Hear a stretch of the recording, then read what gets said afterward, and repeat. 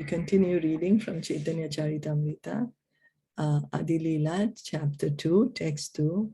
Jaya Jaya Sri Chaitanya Jaya Nityananda, Jaya Advaita Chandra, Jaya Gaura Bhakta Vrinda, Jaya Jaya Sri Chaitanya Jaya Nityananda, Jaya Advaita Chandra, Jaya Gaura Bhakta Vrinda, Jaya Jaya Sri Chaitanya Jaya Nityananda, Jaya Advaita Chandra, Jaya Gaura Bhakta Vrinda.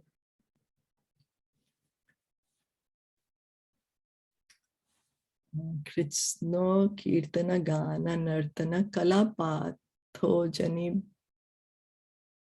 Brajita Sadbhaktavali Hamsa Chakra Madhupa Shreni Viharaspatha Karanan Karnanandik Kala Dhvanir Vahatu Me Jiva Marupra Gane Shri Chaitanya Dayanide Tavala Salila Shuddha Swardhuni. O my merciful Lord Chaitanya, may the nectarian Ganges waters of your transcendental activities flow on the surface of my desert-like tongue. Beautifying these waters are the lotus flowers of singing, dancing, and loud chanting of Krishna's holy name, which are the pleasure abodes of unalloyed devotees. These devotees are compared to swans, ducks, and bees. The river's flowing produces a melodious sound that gladdens their ears. Such a beautiful poetry. Our tongues always engage in vibrating useless sounds that do not help us realize transcendental peace. The tongue is compared to a desert because a desert needs a constant supply of refreshing water to make it fertile and fruitful. Water is the substance most needed in the desert. The transient pleasure derived from mundane topics of art, culture, politics, sociology, dry philosophy, poetry, and so on is compared to a mere drop of water, because although such topics have a qualitative feature of transcendental pleasure, they are saturated with the modes of material nature. So our tongue is described as a desert. We are always busy speaking about so many different topics: culture, art, politics, sociology, dry philosophy, poetry. There's so many topics we can think of, you know, so many.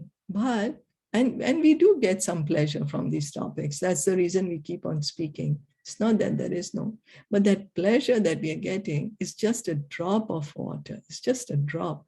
Whereas what we are seeking in a desert, how much a drop of water can help, you know? You need like a full land to be inundated.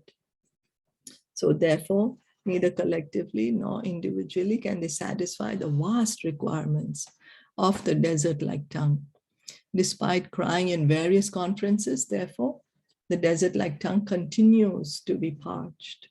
For this reason, people from all parts of the world must call for the devotees of Lord Sri Chaitanya Mahaprabhu, who are compared to swans swimming around the beautiful lotus feet of Sri Chaitanya Mahaprabhu, or bees humming around his lotus feet in transcendental pleasure, searching for honey.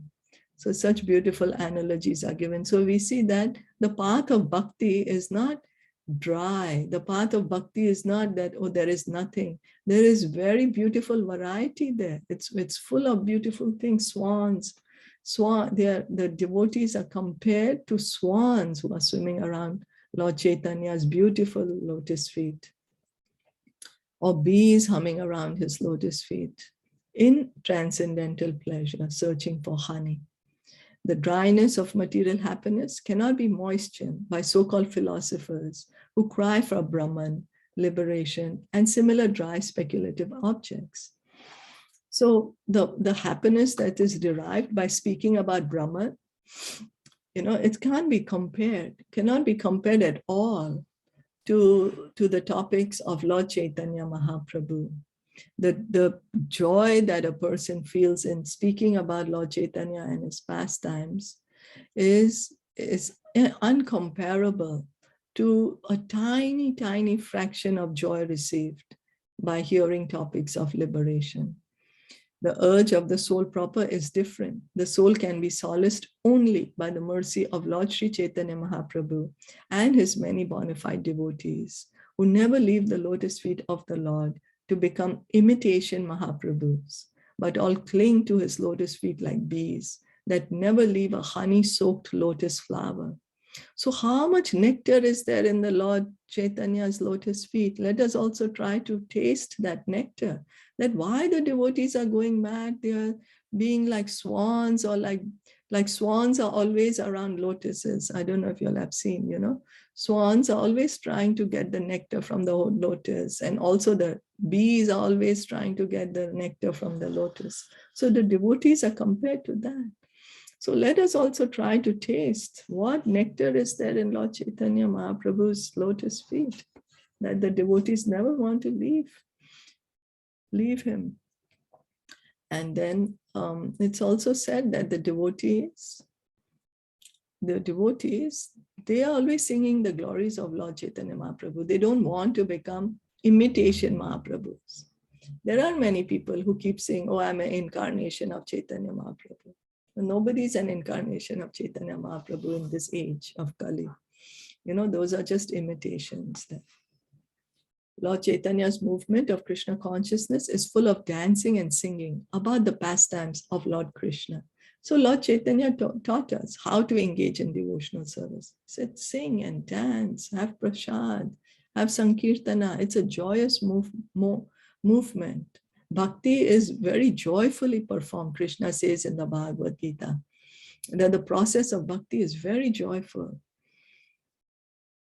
It is compared herein to the pure waters of the Ganges, which are full of lotus flowers. The enjoyers of these lotus flowers are the pure devotees who are like bees and swans. They chant like the flowing of the Ganges, the river of the celestial kingdom. The author desires such sweetly flowing waves to cover his tongue.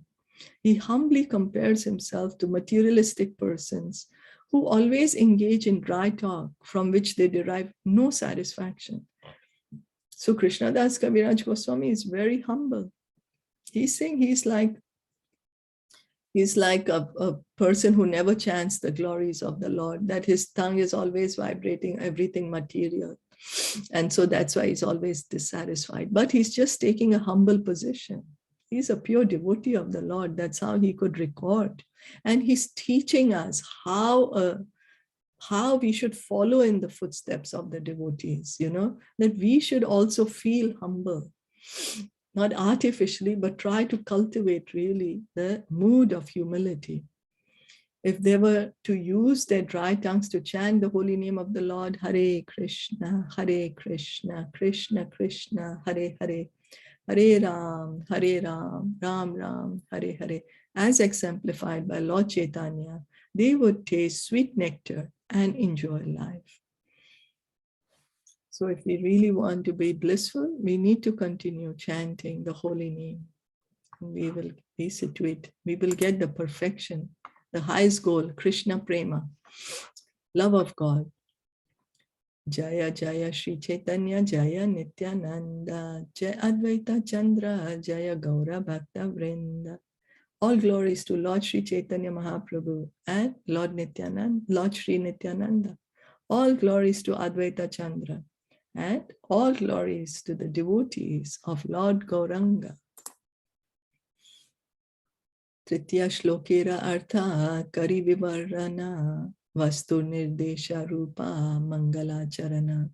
Let me describe the meaning of the third verse of the first 14. It is an auspicious vibration that describes the absolute truth. So he's describing the verses he mentioned in the Mangalacharan. He began Caitanya Caritamrita with. He wants to explain why he's put in these verses. Because it's describing the absolute truth. Absolute truth.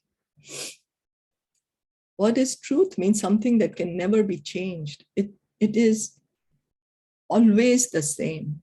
We are always, in our experience, we have experienced relative truths. It's true for a certain time. But what is the absolute truth that never changes? So then that's reality.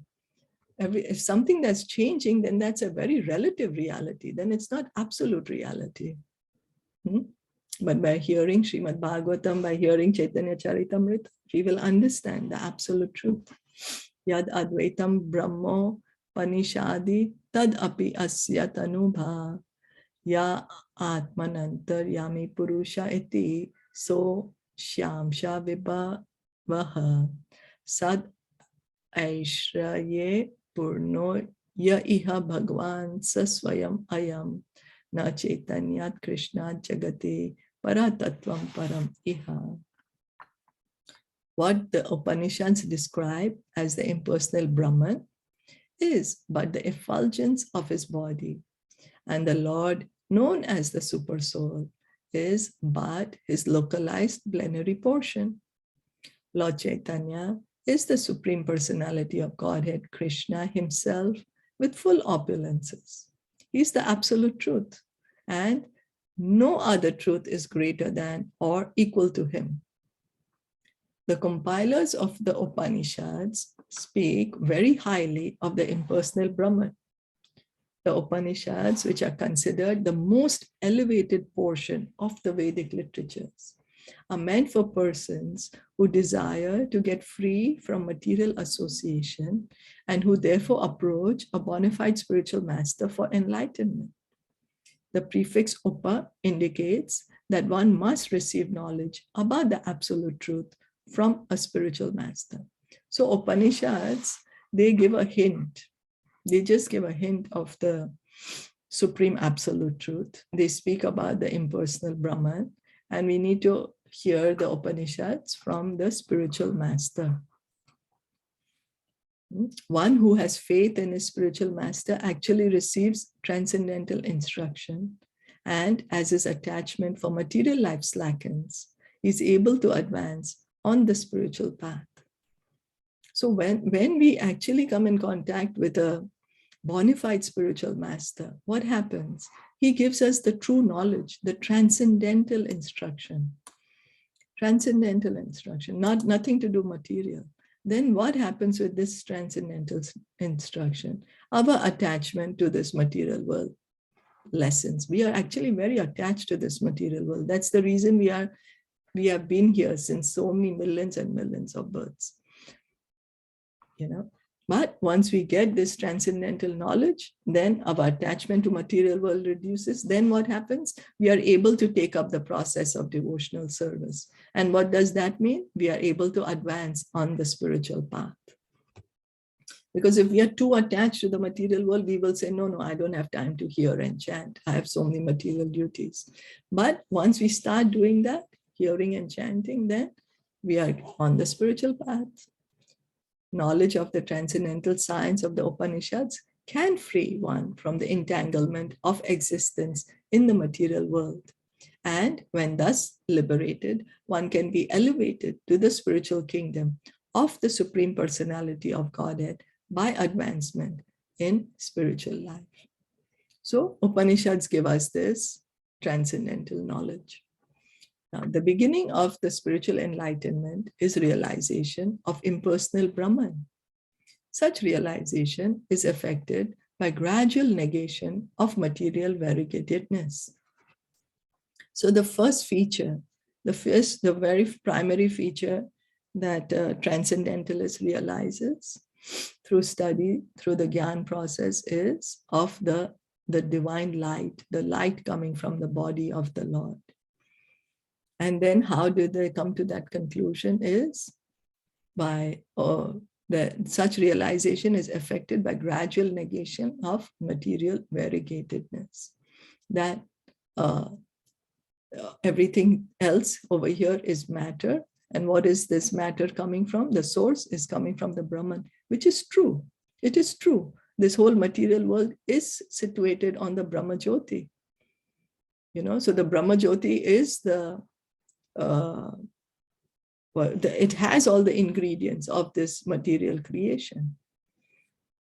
So then Impersonal Brahman realization is the partial, distant experience of the absolute truth that one achieves through the rational approach. It is compared to one seeing a hill from a distance and taking it to be a smoky cloud. A hill is not a smoky cloud, but it appears to be one from a distance because of our imperfect vision. In imperfect or smoky realization of the absolute truth, spiritual variegatedness is conspicuous by its absence. This experience is therefore called Advaitavad, or realization of the oneness of the absolute. So when we are trying to understand the absolute truth from a great distance, we are not able to see the variety because we are seeing it from such a distance.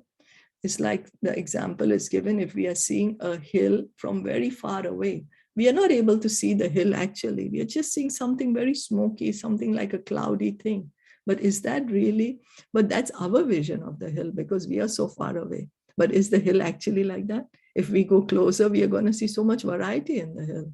There are trees, there are animals, there's rivers, there's plants, flowers, fruits, everything is there. But because we are seeing from so far away, we see, oh, there's nothing, there's just some smoky cloud. So similarly, the Brahman realization is compared to like that realization of the absolute truth. Because we have such a distant realization of the absolute truth, it appears that there is no variety there. And that is called Advaitavad. Realization of the oneness of the absolute. That, okay, there is only one, there is only Brahman, nothing else. That is what is Advaitavad. Then the impersonal glowing effulgence of Brahman consists only of the personal bodily rays of the Supreme Godhead, Shri Krishna. Since Shri Gaura Sundar or Lord Shri Chaitanya Mahaprabhu is identical with Shri Krishna himself, the Brahman effulgence consists of the rays of his transcendental body. So where is this Brahman actually coming from?